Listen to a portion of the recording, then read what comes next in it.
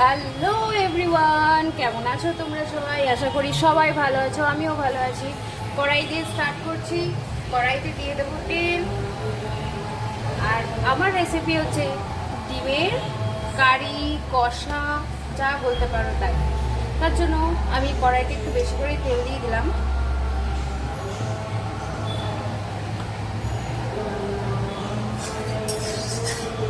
প্রথমে তেলটা গরম হয়ে যাক।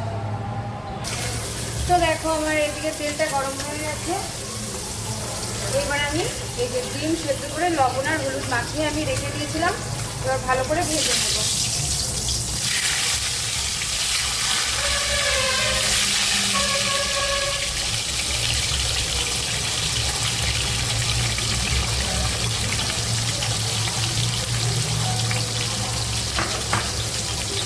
তো আমি ডিমটাকে লাল করে ভেজে নিই, ফিরে আসছি ভেজে নেওয়ার পর। তো এই যে আমার ডিমগুলো ভালো করে ভাজা হয়ে গেছে, তুলে নেব।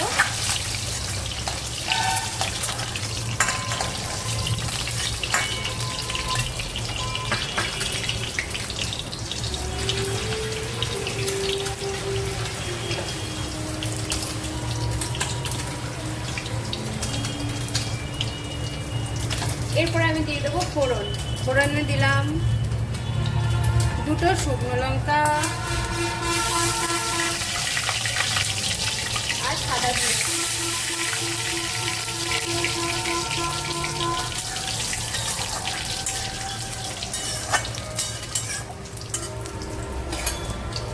এরপরে আমি দিয়ে দেবো আলুটা। এই যে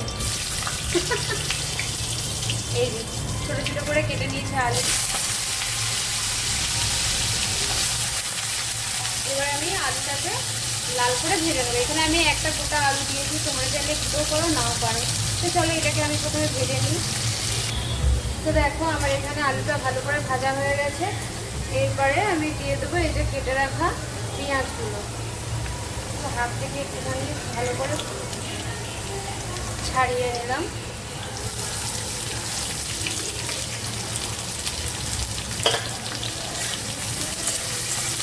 এবার খুব একটা লাল করবো না, হালকা কালারটা ট্রান্সফার হওয়া পর্যন্ত আমি পেঁয়াজটাকে ভেজে নেব।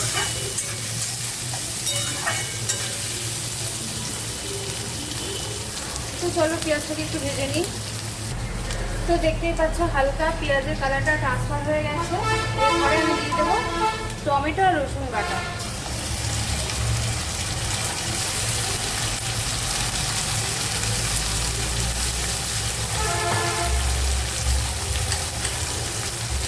দিয়ে দিলাম আদা বাটা 1 চামচ, লঙ্কা বাটা,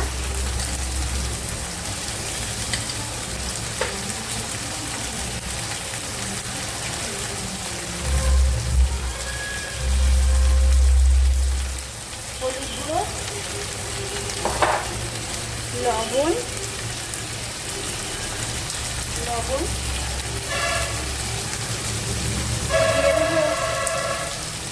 দিয়ে দেবো একটু ধনের গুঁড়ো 1 চামচ, আর দিয়ে দেবো একটু জিরের গুঁড়ো। এটাও আমি 1 চামচে দিলাম। একটু কালারের জন্য দিলাম কাশ্মীরি লাল লঙ্কার গুঁড়ো।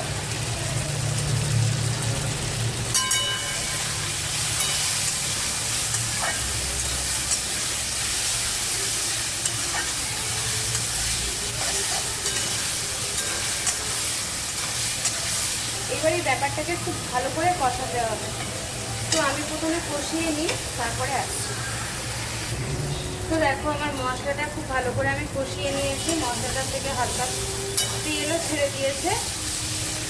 এরপরে আমি দিয়ে দেবো এই ডিমগুলো। এটা দিয়ে একটুখানি নাড়িয়ে নেব। এই ডিম কষাটা আমার মা খুব ভালো পায়। জানি না আমার মায়ের মতন হচ্ছে কিনা, তবুও আমি চেষ্টা করলাম। মায়ের মতন তো জীবনেও হবে না, সেটা সবাই জানে, আমিও জানি। তবুও চেষ্টা করছি অসুবিধা কোথায়। মায়ের রান্নাই হয়। তো যাই হোক, হয়ে গেছে। এরপরে আমি এর মধ্যে হালকা অল্প একটু দিয়ে দেবো গরম জল, বেশি জল দেওয়া যাবে না।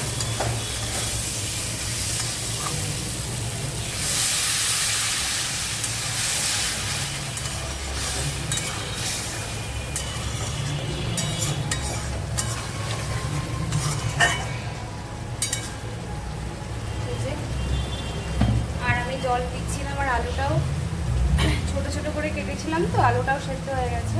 পরে এটা হয়ে যাক, একটু গরম মশলা দিয়ে নামিয়ে নেবো। তো চলো আর একটু এটাও ফুটে নিক।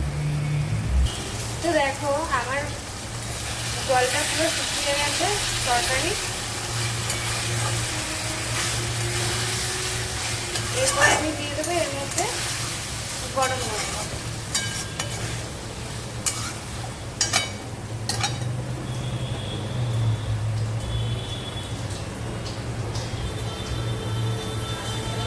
কেউ যদি চাও এই রান্নাটায়, মানে যদি কেউ মনে করো যে একটু ঝোল ঝোল খাবে, সেক্ষেত্রে তোমরা আর একটু জল রাখতেই পারো বা ঝোল রাখতেই পারো। তবে আমি একদম শুকনো শুকনো ড্রাই করলাম, ওই জন্য আমি এরকমভাবে করলাম। দিয়ে দিচ্ছি 1 কেজি গরম মশলা।